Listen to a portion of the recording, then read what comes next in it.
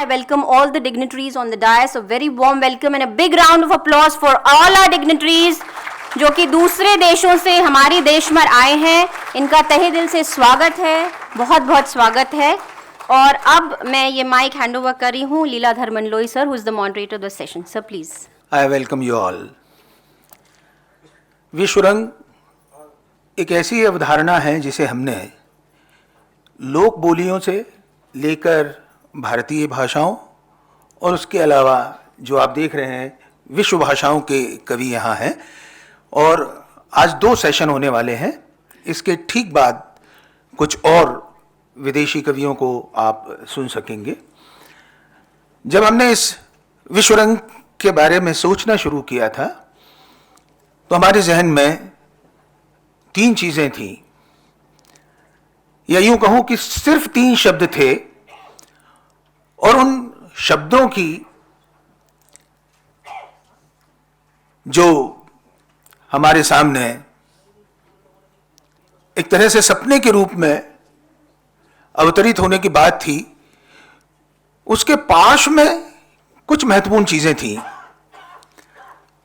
पहली चीज तो यह थी कि हम कोरोना के 2 साल के कठिन समय से निकलकर अब कुछ सांस ले रहे हैं.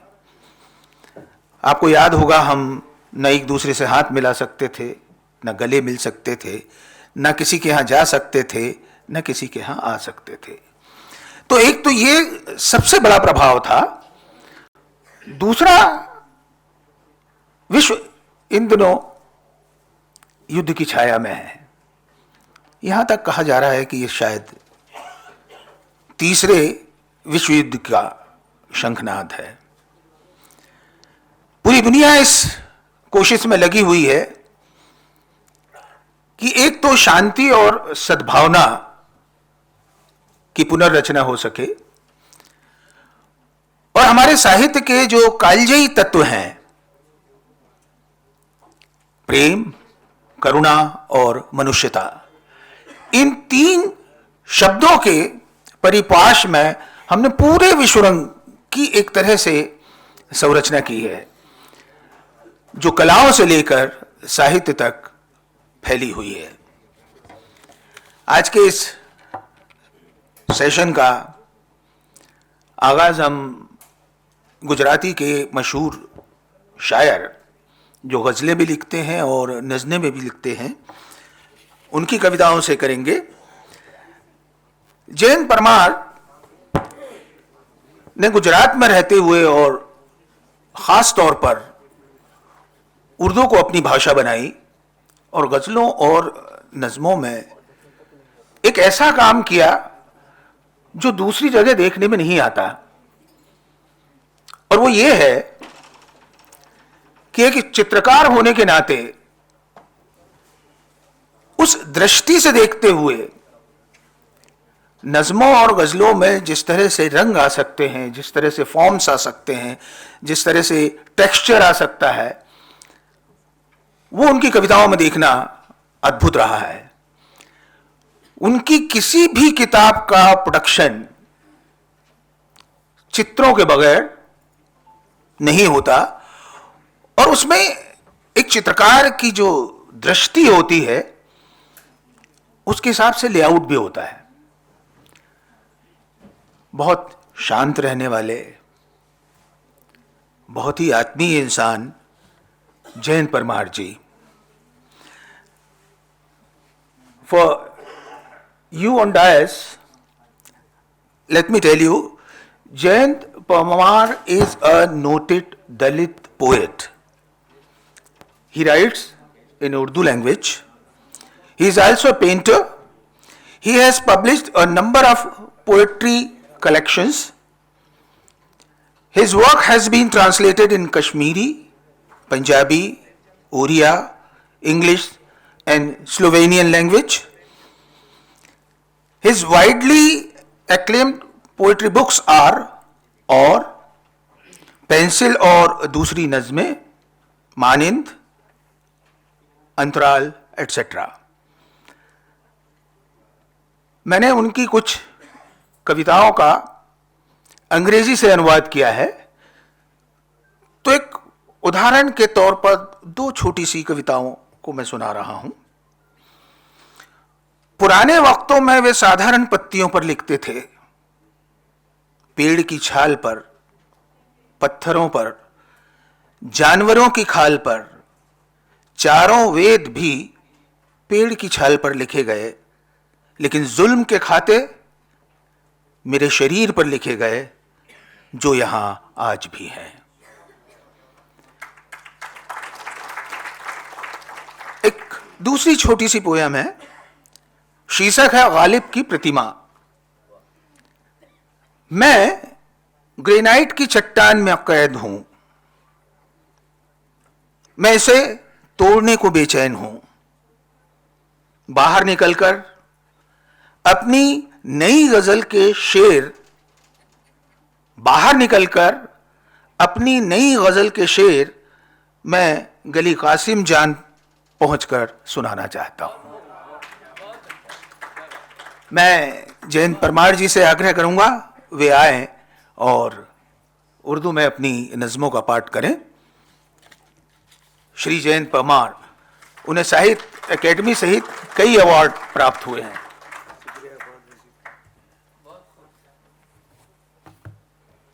बहुत बहुत शुक्रिया मनलोई साहब। बहुत छोटी सी एक नज़्म है, नमाज। हम नमाज पढ़ते हैं तो झुक जाते हैं, इस तरह लिखते हैं तब भी उंगलियां झुक जाती हैं। ये मंजर है उसका। नमाज। मेरी उंगलियां कोरे कागज़ की मस्जिद में 5 वक्त की नमाज पढ़ती हैं। मेरी उंगलियां कोरे कागज़ की मस्जिद में 5 वक्त की नमाज पढ़ती हैं। वैन गोग, पहली नज़्म है। एक शाम एक चांद की खातिर ब्लेड से दायां कान काट के नज़र किया था। एक शाम एक चांद की खातिर ब्लेड से दायां कान काट के नज़र किया था, और वापस कमरे में आकर बिस्तर पर बेहोश पड़े थे। धूप दरीचों में जब उतरी, लहू की एक छोटी सी नदिया दरवाजे से बाहर तक आ पहुंची थी, और उसमें दिल की सूरत का एक पत्ता जलता था।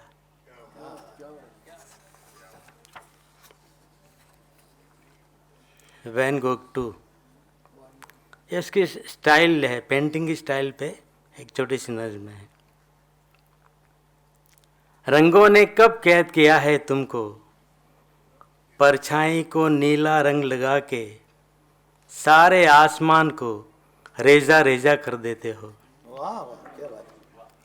रंगों ने कब कैद किया है तुमको, परछाई को नीला रंग लगा के सारे आसमान को रेजा रेजा कर देते हो। सब्ज घास में पीली इबारत में लिखते हो, पेड़ में आग लगा रखते हो, प्यालों और बोतल में सिर्फ हवा अपने चेहरे की मानिंद। ब्रश के स्ट्रोक में सारा गुस्सा थूक रहे हो। कैनवस पर कलर ट्यूब खाली करते देखा है मैंने। छुरी पे चिपके रंग में खुद ही उतर जाते हो। जुनू किनारे बैठ के क्या क्या ख्वाब सजाते हो, लेकिन सुबह से पहले ओस की तह में दब जाते हो।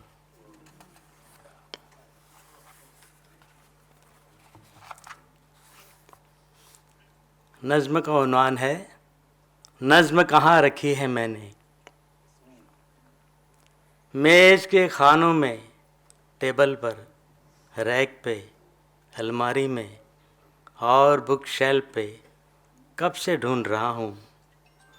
नई पुरानी किताबों के और आके जुनू में, खद्दर के कुर्ते की फटी फटी जेबों में, ऊँट के चमड़े के बस्ते में नज़्म कहाँ रखी है मैंने। पूछता हूँ फिर नेरुदा से, एमिचाई से, रिल्के से, अभी अभी तो रखी थी, नज़्म को ढूंढते ढूंढते ही मिल जाते हैं कलम दवात और कोरे कागज़, लेकिन नज़्म बयाज दिल से गायब है।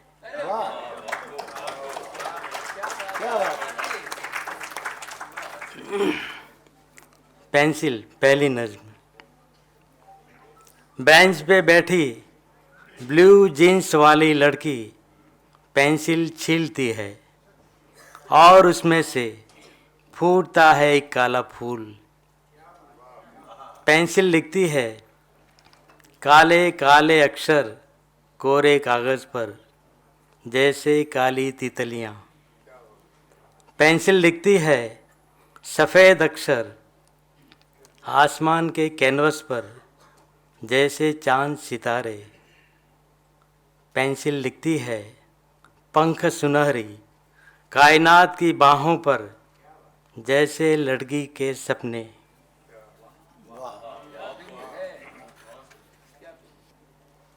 उन्वान है नज़्म का, मैंने पाज को देखा है।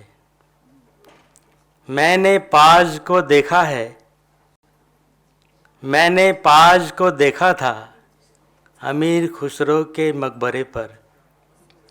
शाम के पीले साए में सूरोज शब्द के गुंबद नीचे निजामुद्दीन औलिया फ़कीर अमीर खुसरो के दरमियाँ नज़्म की मेहराबों के नीचे सोया हुआ मैंने पाज को देखा है।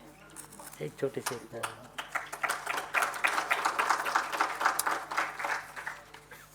नज़्म का उन्वान है पीली उदासी की एक नज़्म, अमृता शेरगिल के लिए। अमृता, तुम शेजान की ही मानिंद रंगों को पानी की तरह गरचे पतला करती नहीं। उधार लेती हो गोगे की तस्वीरों से पीली उदासी। रसूलन बाई के गायन सी कत्थई धरती पर अक्सर उदास चेहरे, गुमसुम आँखें, भटकती रूहें वर के दिल गीला कर दी हैं। कैनवस पर रंगों के हिज्जे चेहरों में तब्दील होते हैं। अभी अभी तो शुरू किया था मुकालमा रंग और ब्रश का और अचानक ख़त्म हुआ। कैनवस पर अब फैल रही है पीली उदासी की नज़्में। शुक्रिया, बहुत बहुत शुक्रिया।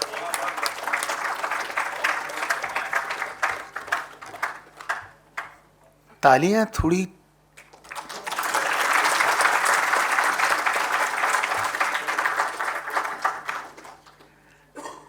How a painter writes poems.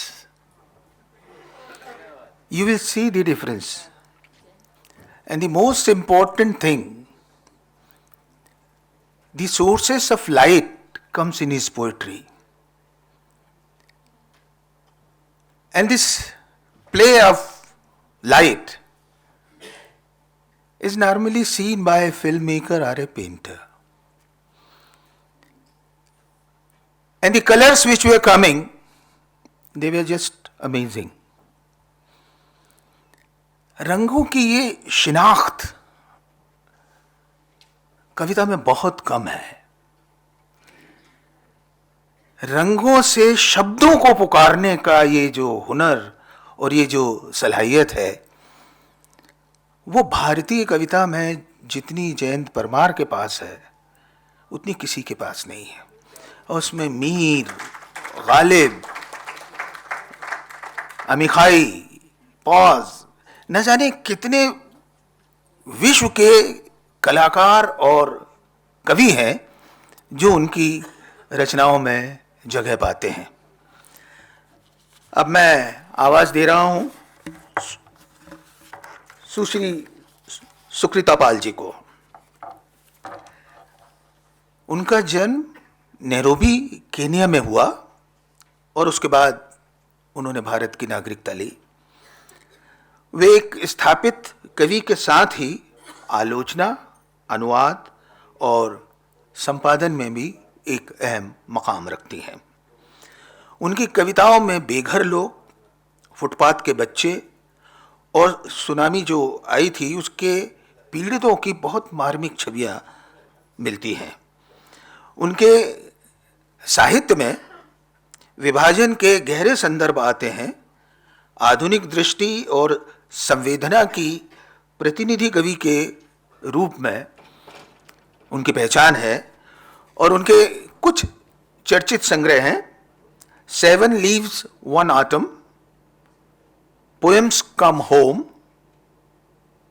Towing Together, and Folds of Silence, etc. Sukrita ji was born in Nairobi, Kenya. Then she came to India and now with us. She is not only an established poet of English but also known as translator, university teacher, editor, and critic. Her poems received special mentions for her poetic experience of working with homeless people, tsunami victims, and street children. She has written and edited many important books of criticism, ranging from partition to literary modernism in Hindi and Urdu stories, and many more. Her few largely appreciated poetry collections are 7 Leaves, 1 Autumn, Poems Come Home, Rowing Together, Folds of Silence, etc. I invite Sukrita ji to read her poems. She can read it from there also. Ms. Raki Garg will read her translation after the original poems.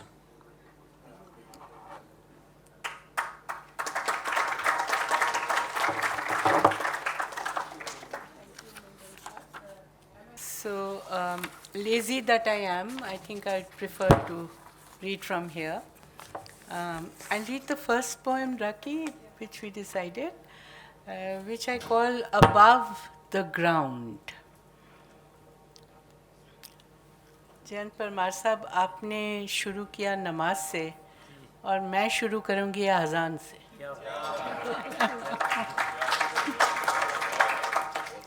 Above the ground.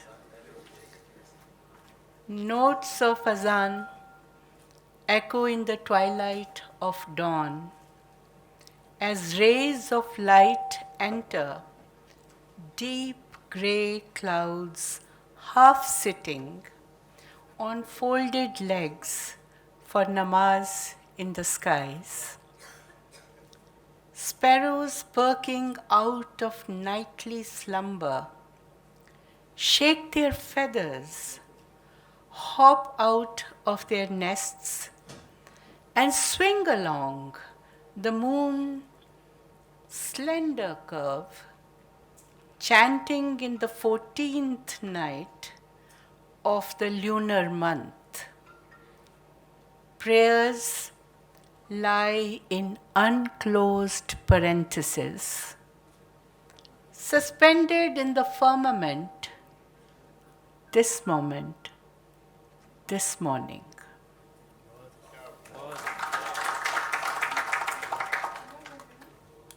आपने अगर last stanza एक और लिख लिया है तो पढ़ लीजिए, और नहीं है इसका. भोर की गोधली में अजान के स्वरों की गूंज जैसे ही प्रकाश की किरणें प्रवेश करती हैं, गहरे धूसर बादल अधबैठे हो जाते हैं, पैर मोड़े नमाज के लिए आसमान में.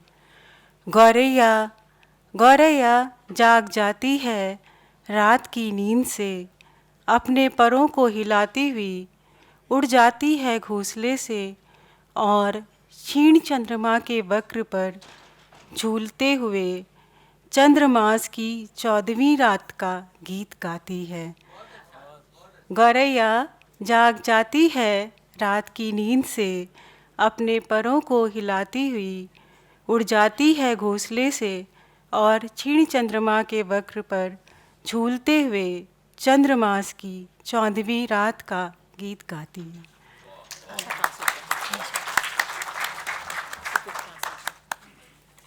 अगली पोएम है pagoda poems. This is a series that I wrote when I went to Vietnam, where I experienced that there were poems hanging around everywhere. लोगों की आंखों में भी poetry, on the walls, on the trees, on the mountains, हर जगह एक poem लटकी हुई नज़र आती थी वहाँ. And I wrote a whole series of poems called Pagoda Poems, and this was in Hanoi. And I'm just going to read two portions of that. And I'll start. These are highly, I don't know, I don't want to qualify them, but I think this was in the mood of reflection. 9 times over, the word nothingness emerges again and yet again in the 20-word poem of the master monk. The dragon, they say, descends into the sea searching for meaning and spewing jewels, jewels that become rocks, piercing into bellies of rocks. Columns of light rise, dressed in stunning colors, devils dancing in step with gods. All in all, adding to nothingness and therefore making meaning. Part two of that poem. What is real? What is real? Image of the bird fluttering in the sky, or the one still in the gushing river? The wavy moon in the water, or the one above that is steady? Parallel, forever. What is real?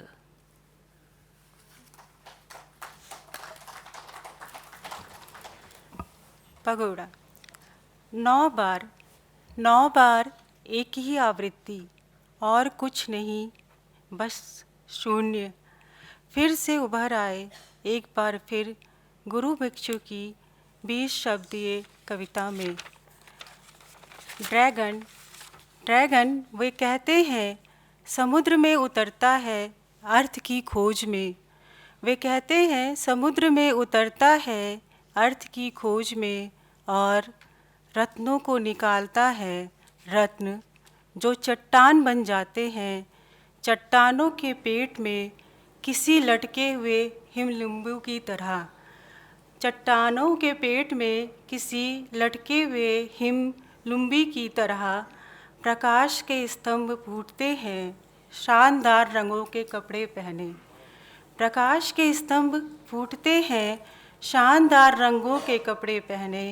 शैतान नाच रहे हैं देवताओं के साथ कदम से कदम मिलाकर. शैतान नाच रहे हैं देवताओं के साथ कदम से कदम मिलाकर. कुल मिलाकर कुछ जुड़ रहा है शून्य में और रच रहा है अर्थ. कुल मिलाकर जुड़ रहा है कुछ शून्य में और रच रहा है अर्थ. इसका सेकंड पार्ट. वास्तविकता क्या है? वास्तविकता क्या है? चिड़िया का फड़फड़ाना आसमान में या बहती नदी में उसकी परछाई.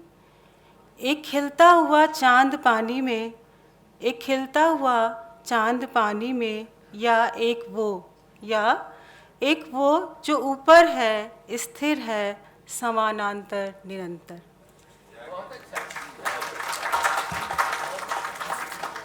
बहुत उम्दा translation. Thank you very much.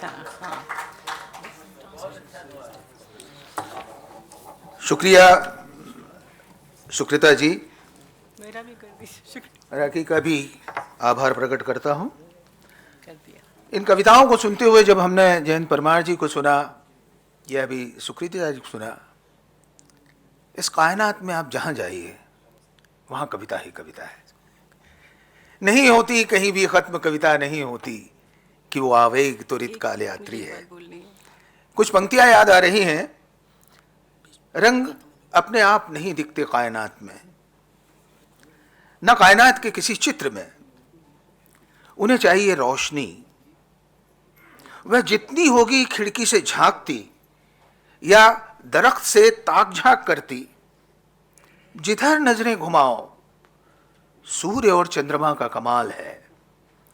चीजों को उजाले में लाते, रंग के मूड्स और टोन्स को तय करते, जहां नहीं पहुंचते वहां वे अंधकार में किसी और रंग को नुमाया करते हैं। जहां नहीं पहुंचते वहां वे अंधकार को किसी और रूप में नुमाया करते हैं। मन में भी ऐसा ही कुछ होता है।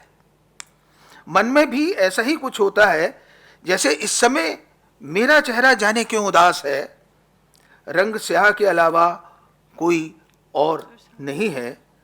मेरा सूरज बुझ गया या चांद कह नहीं सकता। वाह, क्या बात। मेरा सूरज बुझ गया या चांद कह नहीं सकता। हां, तुम्हें देखे एक जमाना बीता।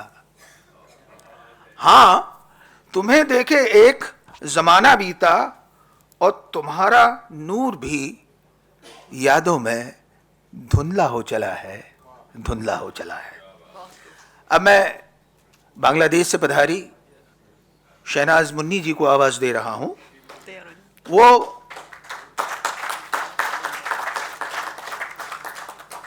बांग्लादेश के काव्य परिसर में आधुनिक चेतना संपन्न कवि मानी जाती हैं। इसके साथ वे कहानीकार हैं, उपन्यासकार और पत्रकार भी हैं। बच्चों, स्त्रियों और ट्रांसजेंडर के कल्याण में विशेष रुचि रखती हैं। अब तक उनकी 24 किताबें प्रकाशित हो चुकी हैं। समाजी सरोकार उनके लेखन के केंद्रीय विषय है। Shahzad Munni is a poet of modern sensibility from Bangladesh, a journalist, novelist and story writer. She has published 24 books so far. She takes keen interest in children's welfare, women's rights and transgender issues. All these concerns are seen in her poetry and other writing. May I request her to make her presentation? मैं शहजाद मुन्नी। एक बात कहना चाहती हूँ। जब मैं सुकृता जी की कविताओं का अनुवाद कर रही थी तो लग रहा था कि किसी समाधि में जा रहे हैं। मतलब एक ऐसी शांति जिनकी कविताओं में है।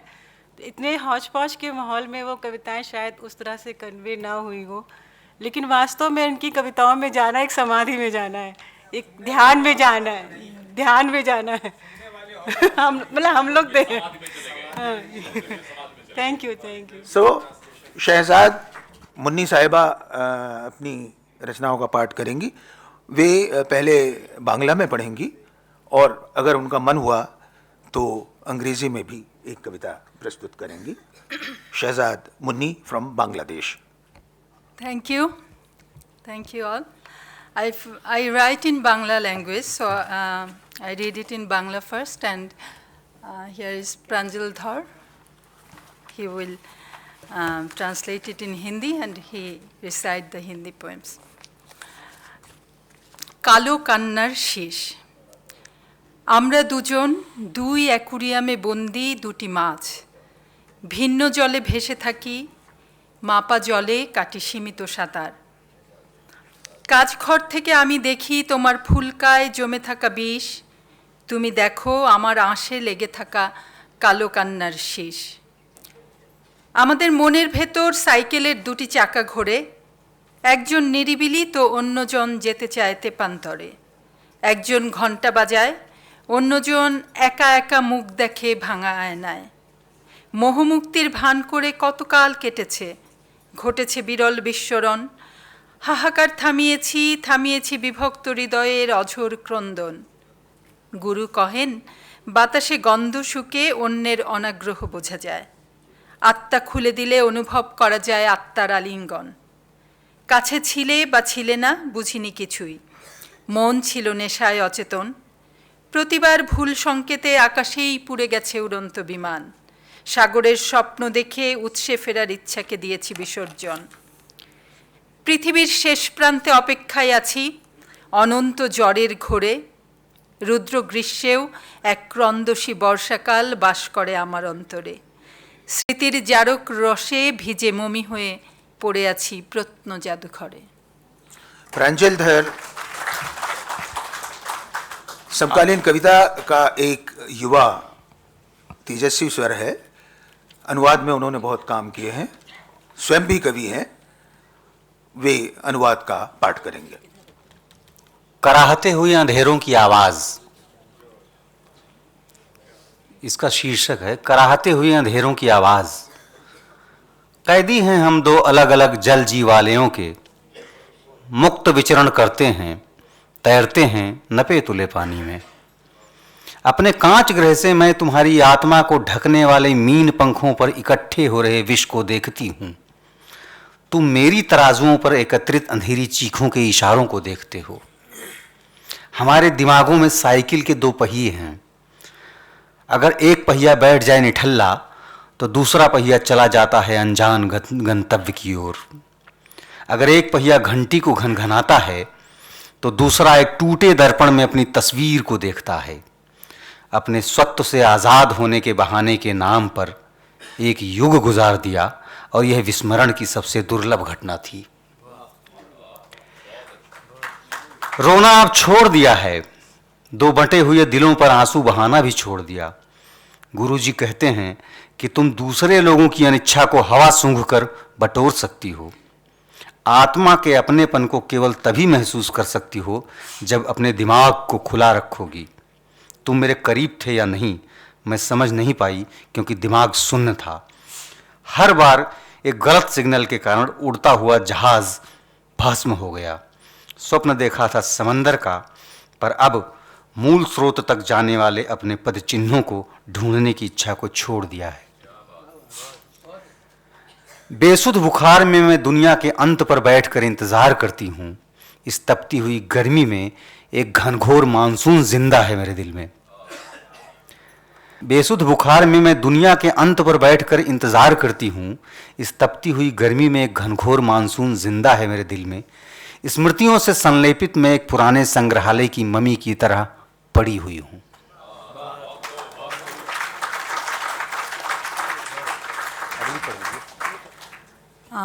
Another poem. In English, its name is The Blank Sheet Has Something to Say. In Bangla, সাদা পৃষ্ঠা কিছু বলতে চায়। কাদার মধ্যে যেমন মাটি ও পানি জড়াজড়ি করে থাকে, সুষম মমতার জটিল অনুপাতে ভাষার মধ্যে তেমন ভাষাহীন একা, শব্দের মাঝে শব্দহীন নীরবতা। শোনো, সাদা পৃষ্ঠাও কিছু বলতে চায়। পাথরকে ভালোবাসার অসম্ভবতা নিয়ে অশরীরী কেউ হাঁটে আলাদা রাস্তায়, হাঁটে ভিন্ন রং ও রেখায়। উড়ে যায় রাত, গাছের শেকড়, আমার বিনিদ্র চুম্বন কাতরতা। শ্বাস নাও, চক্ষুকে দাও অন্ধকারে দেখবার ক্ষমতা।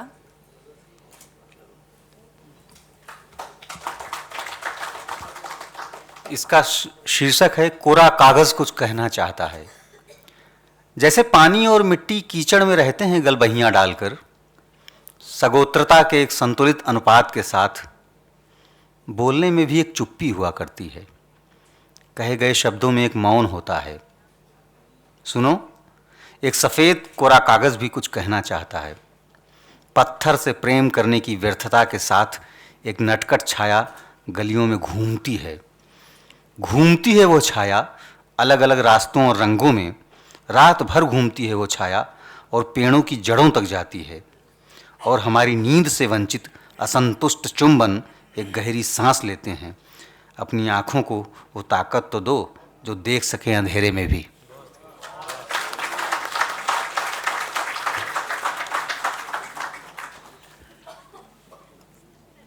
इन कविताओं में बहुत भीतर की आवाज थी। आप बहुत कुछ अनसुना या अदेखा हमारे सामने मूर्त होते हुए अनुभव करते हैं। ये थी बांग्लादेश से शहनाज मुन्नी। अब मैं फ्रांस से आए हुए वरिष्ठ कवि फ्रांसिस कोम्बो को आवाज़ दूंगा। उनकी 30 कविताएं प्रकाशित हैं, 30 किताबें। उन्होंने शीनी, मायकोवस्की, ए विडाल, ब्रेख्त आदि के अनुवाद भी किए हैं। अंग्रेजी में भी उनकी किताबें शाया हुई हैं। वे पेरिस के रेलवे सबवे में कविता पोस्टर का अभियान चलाते हैं। वे विश्व कविता आंदोलन यूरोप के संयोजक हैं। उनकी कविता में प्रेम की शाश्वतता और मनुष्यता के गहरे स्वर अभिव्यक्त हुए हैं।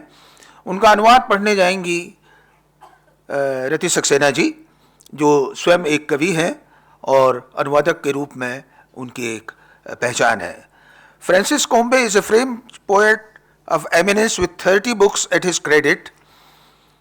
His books Common Cause and If the Symptoms Persist, translated in English and now available to the readers. He has translated works of Heine, Brecht, Mayakovsky, P. Vidal, A. Joseph and other famous writers of the world into French. He runs poetry posters campaign in the Paris subway. He is also one of the coordinators of the World Poetry Movement of Europe. I am inviting him to recite his poems. His poems speak of eternal love and humanism. Let's join and connect to his world of poetry, Mr. Francis Combé.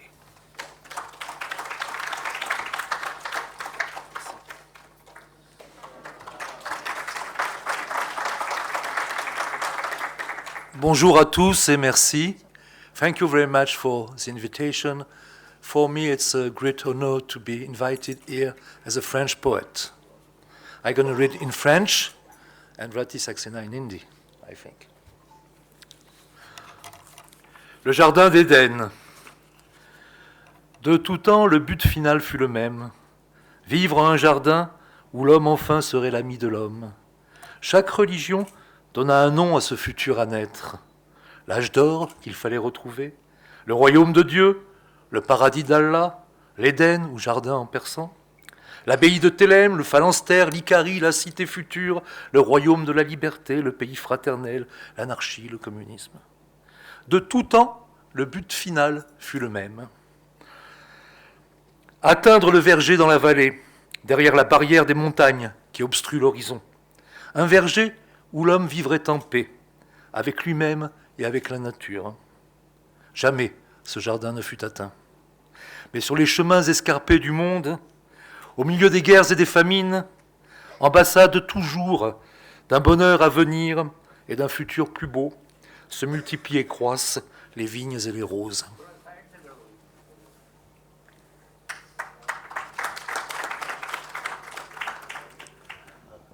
Eden का बगीचा। हालांकि उस उद्यान में रहने का लक्ष्य हमेशा एक ही रहा कि इंसान और इंसान में मैत्री हो।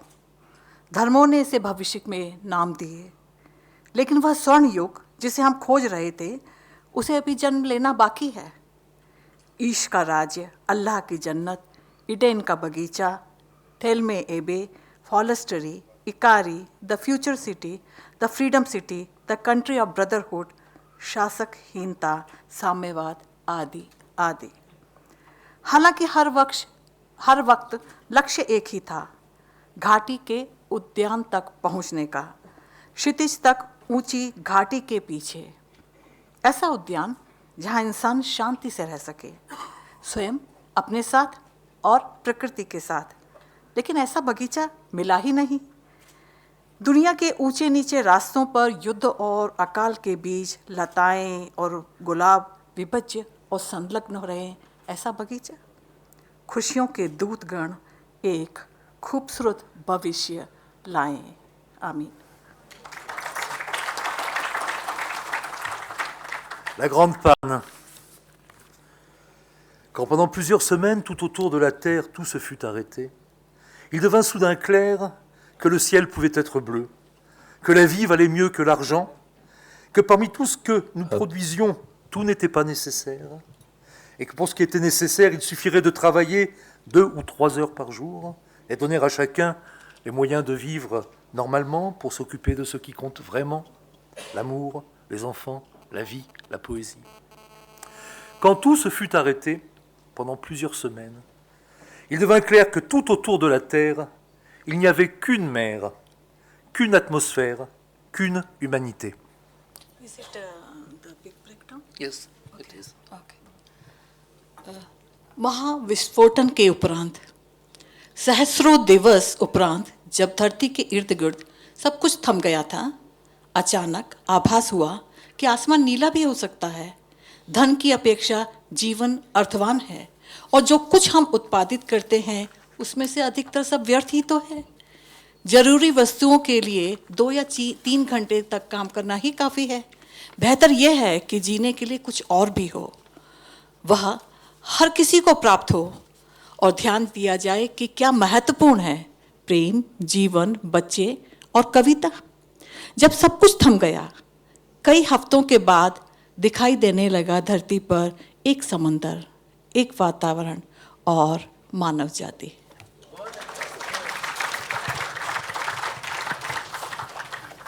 Un coquelicot. Dans la zone commerciale, parmi les voitures et les panneaux publicitaires, à cet endroit où personne ne fait attention à lui, près du trottoir, jaillissant d'une fissure dans le goudron, un coquelicot, fragile et solitaire, se tient droit, courageux, écarlate. Comment ne pas être optimiste? पोस्ते का एक दाना, इस पे हमने film भी बनाई है कृत्या में। पोस्ते का एक दाना बाजार में मोटरों और विज्ञापनी तख्तियों के बीच सकरी जगह पर, जहाँ किसी की निगाह नहीं जाती है, पगडंडी के करीब तारों की दरार में अंकुरित पोस्ते का एक पौधा, नाजुक, अकेला, लंबा, रक्तवर्णी पुष्प लिए खड़ा है, साहस से भरपूर। हम आशावादी क्यों नहीं हो सकते?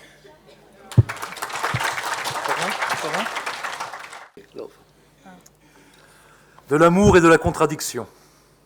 L'un et l'autre sont identiques, mais parce que l'un est le contraire de l'autre, l'un et l'autre s'attirent, et l'un et l'autre se complètent.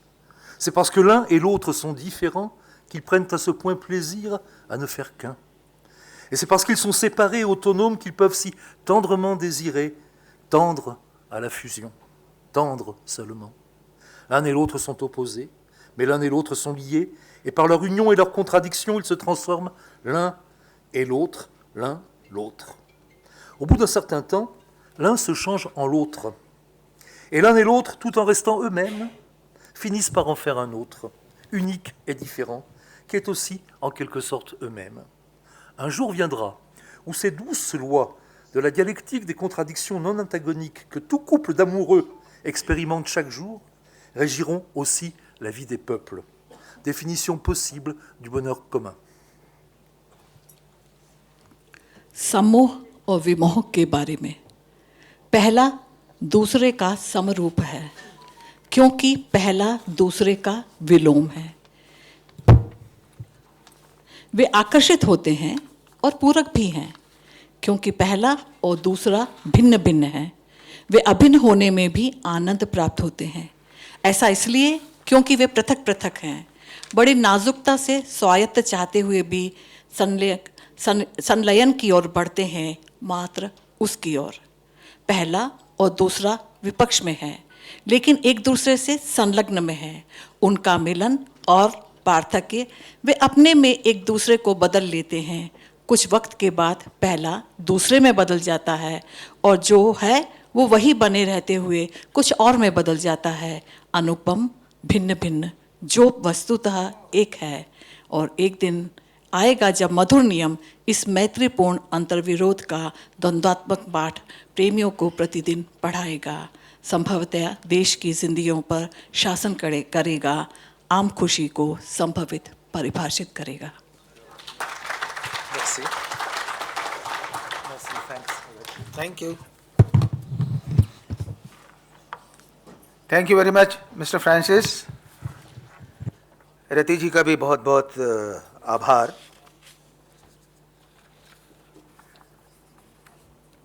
Francis कोम्बे के अनुवाद मैंने भी किए हैं, तो उसका एक टुकड़ा सुना देता हूं जो मैंने अनुवाद किया है। कई हफ्तों बाद जब समूची धरती पर हर चीज थम गई, ये कोरोना काल की कविता का अनुवाद है। कई हफ्तों बाद जब समूची धरती पर हर चीज थम गई, सहसा ये साफ दिखाई दिया कि आसमान अभी नीला है। कि सहसा ये साफ दिखाई दिया कि आसमान अभी नीला है और पैसों से अधिक पदार्थ में जीवित है।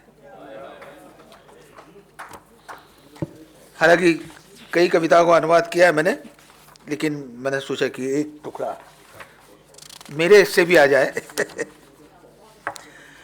हमारे इस सत्र के अध्यक्ष हैं आदरणीय ऋतुराज जी।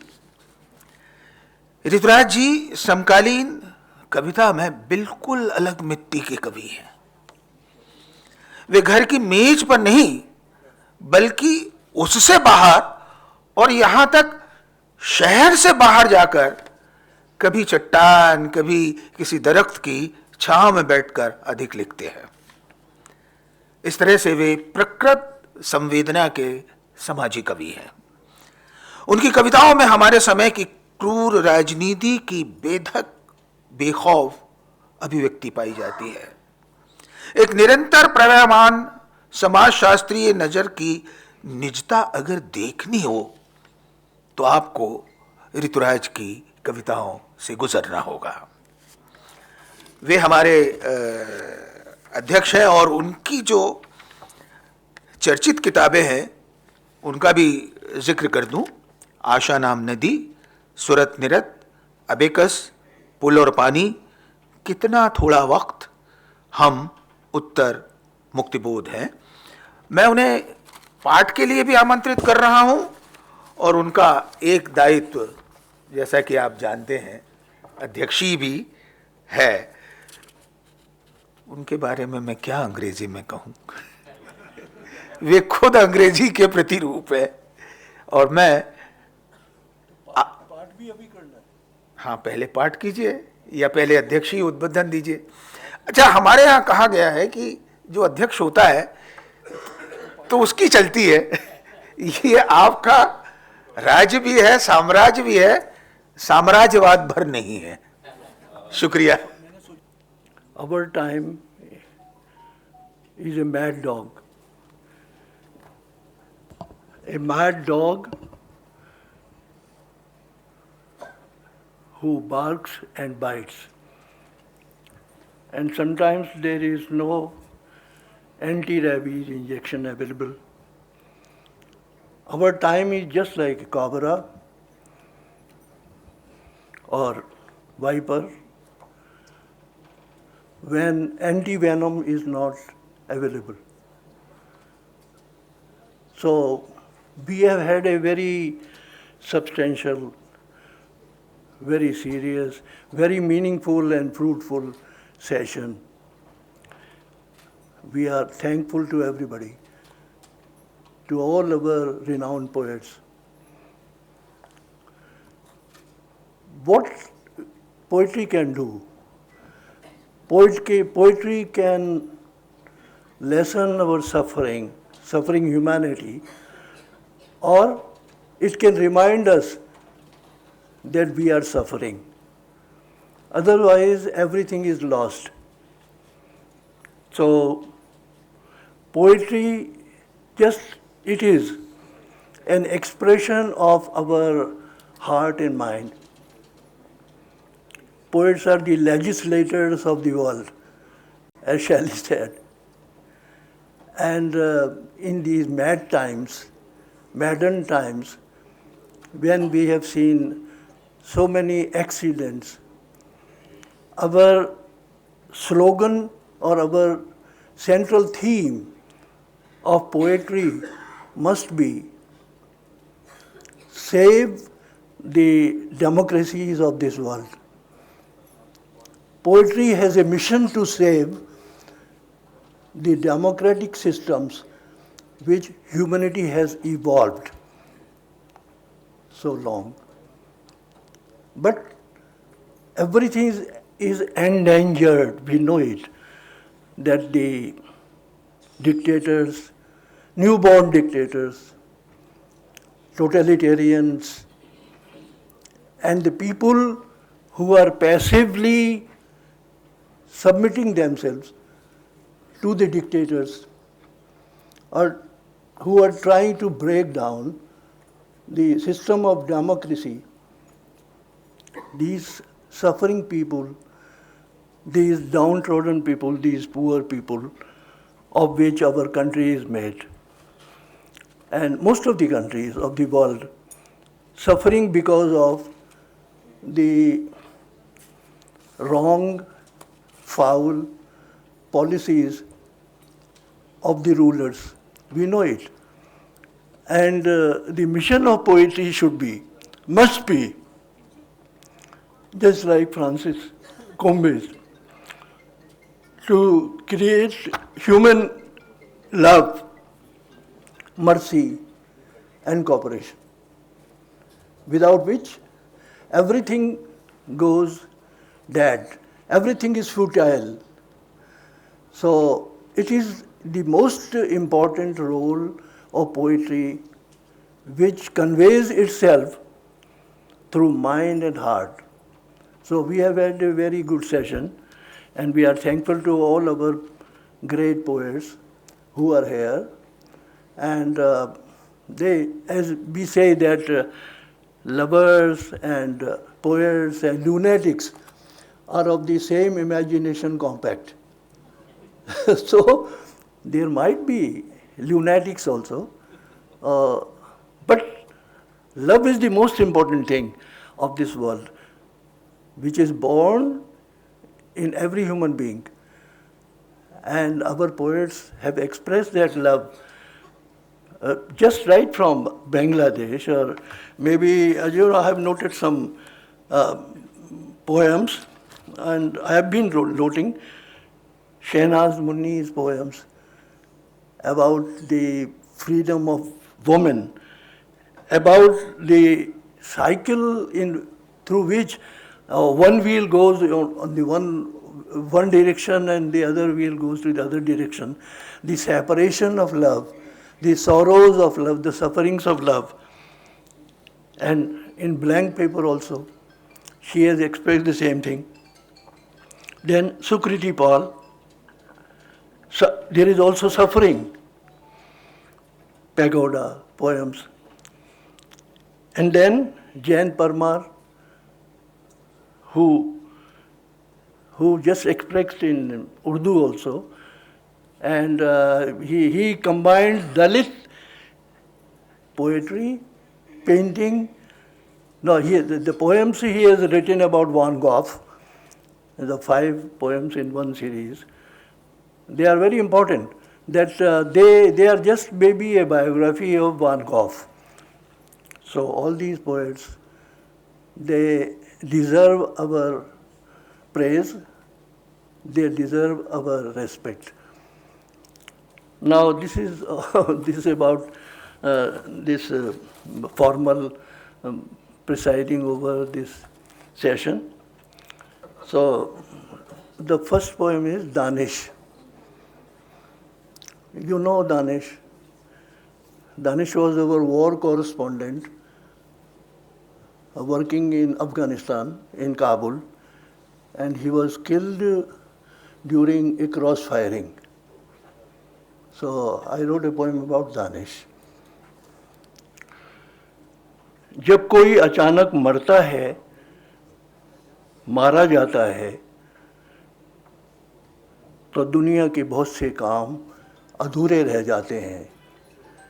जब कोई मरता है, मारा जाता है. मसलन किसी तानाशाह की चीरफाड़, उसके फरेबी घमंड का पर्दाफाश, इंसाफ मांगती जनता का भरोसा टूटता है जब यकायक कोई लिखना बंद कर देता है. उसके द्वारा भेजे गए खून सने फोटो तब आना बंद हो जाते हैं और गैर बराबरी, नाइंसाफी से मारे हुए लोग बिल्कुल पस्त हो जाते हैं जब कोई मारा जाता है, मरता है। जब कोई मार दिया जाता है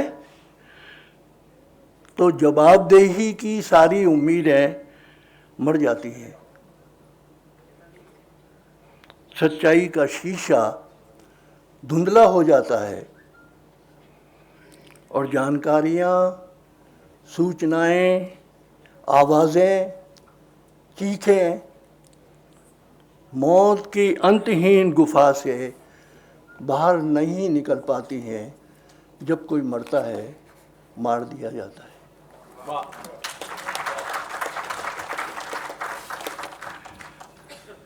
एक दूसरी कविता है, दूसरी और अंतिम। देश। मैं उखड़ी हुई नींद का जागा, एक ऐसे देश में पहुंचा जहां के लोगों की कल्पनाएं मर चुकी थीं। उनके सपने पिघले शीशे जैसे विरूप होकर निर्जीव हो चुके थे। मैं ऐसे देश में पहुंचा। वे लोग लाशों से पटी एक नदी की आरती उतार रहे थे। अपने अटूट अज्ञान के अंधकार में विज्ञान और तार्किकता को गालियां देते वे सब के सब बेकार थे और कुछ करना नहीं चाहते थे। वे किताबों से नफरत करते थे और नित नई ऊंची से ऊंची मूर्तियां गढ़ते रहते थे। वे किताबों से नफरत करते थे और नित नई ऊंची से ऊंची मूर्तियां गढ़ते रहते थे। अनलिखे, अनकहे शब्दों का एक बहुत बड़ा कब्रिस्तान था। वह देश जहां दिमाग अनकही कथाओं के बंजर हो गए थे, सिर्फ वीराना था। इधर उधर भटकने के लिए सिर्फ वीराना था। अनसुनी व्यथाओं, सिर्फ वीराना था। इधर उधर भटकने के लिए अनसुनी व्यथाओं और अनकहे प्रेमों के शवदाह ग्रह थे। मैं ऐसे देश में पहुंचा। ऐसे अनदेखे, अनपहचाने खंडरों के देश में मैं एक उपेक्षित भाषा का कवि, मैं एक उपेक्षित भाषा का कवि जीवन की ऊष्मा तलाशता, शक्तिशालियों के दंभी वर्चस्वों की प्रताड़ना सहता।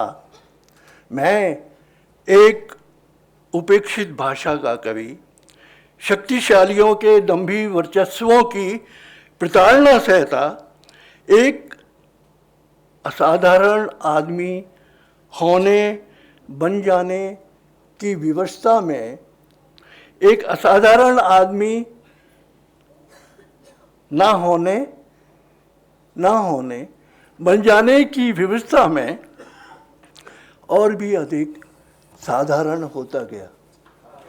धन्यवाद, बहुत बहुत धन्यवाद। आदरणीय ऋतुराज जी का हार्दिक आभार और उसके साथ उन तमाम कवियों और अनुवादकों का जो आज की इस सत्र में हमारे साथ उपस्थित थे, और आपने देखा होगा कि विश्वरंग को लेकर हम जिन चिंताओं और सरोकारों की बात करते रहे हैं, वो सारे दृश्य, वो सारे चित्र, वो सारी अनुगूंजें आज के इस काव्य पाठ के सत्र में आपने सुनी होंगी। एक तरह से एशिया और यूरोप का रिप्रेजेंटेशन इन कविताओं में था, और उसके बहाने हम उस समूची दुनिया को देख रहे थे, अनुभव कर रहे थे, जिसकी शायद कल्पना हम सिर्फ किसी एक देश में बैठकर नहीं कर सकते। इसमें पर्यावरण, जैव पारिस्थितिकी, युद्ध के प्रभाव, राजनीति के कुचक्र और सत्ताओं की लिप्सा, सारी चीज़ों का एक जो दृश्य था वो हमारे सामने उपस्थित हुआ। आप सभी का बहुत बहुत आभार। आई thank you all for this first session of world poetry.